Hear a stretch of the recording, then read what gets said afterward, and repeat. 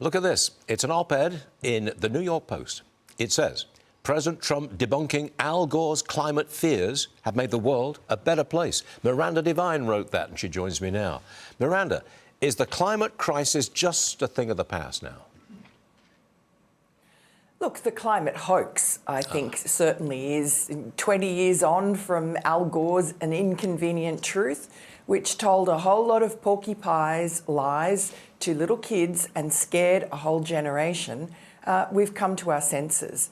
And so much of the so-called science that underpinned the world's kind of mad rush to ban fossil fuels has turned out to be faulty. It's fallen apart. Scott Bessent the other day was at a hearing in Congress, and he pointed out that Nature magazine just a couple of months ago had to retract its very influential paper about the cost of climate change, which I think it said was something like going to be $47 trillion. All of that was so wrong, the modelling was so faulty that they had to retract it because they said the errors were too numerous to correct. And, you know, that's had an enormous impact over the last few years on the way businesses do business. You're seeing stocks, you know, the sort of environmental push on stocks, they've fallen out of favour. So I think the world has come to its senses, at least America has. I think it's, you know, still to be seen whether Europe does. Germany's certainly waking up a little bit because of its own energy crisis. The Green New Deal is dead, and the climate is no longer a major issue in the United States. Am I right? Absolutely, and no less a personage than Bill Gates said that himself the end of last year.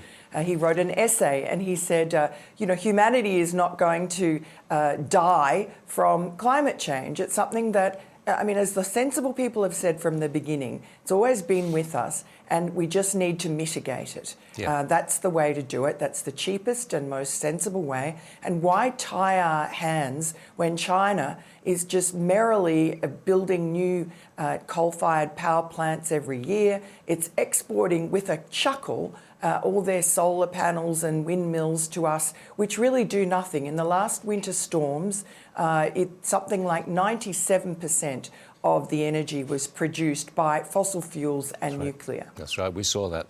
All right, Miranda, New York City's Mayor Mamdani, he is reversing his plan to expand rental assistance. He's scrapping the plan because he can't afford the billion-dollar price tag. Miranda, I think it will be a long time before Mamdani realises we don't have enough money for his grand spending plans, but he'll keep on pushing them, right? Yes. I mean, it's just preposterous.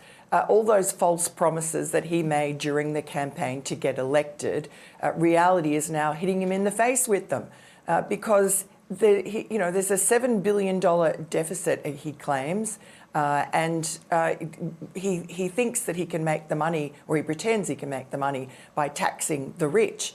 But the rich are just going to leave like they are in California in droves. Mark Zuckerberg is just one of many. Yeah. You know, a 50% tax hike. He's presenting it as, oh, it's just 2%, but it's 50%.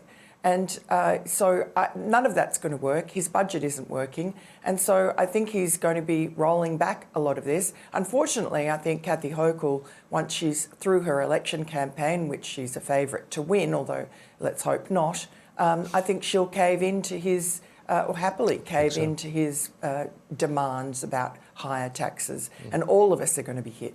There goes New York. Miranda Devine, always great. Thank you very much for joining us. Always appreciate it. See you soon. Thanks, Stuart. Yes, ma'am. Thanks.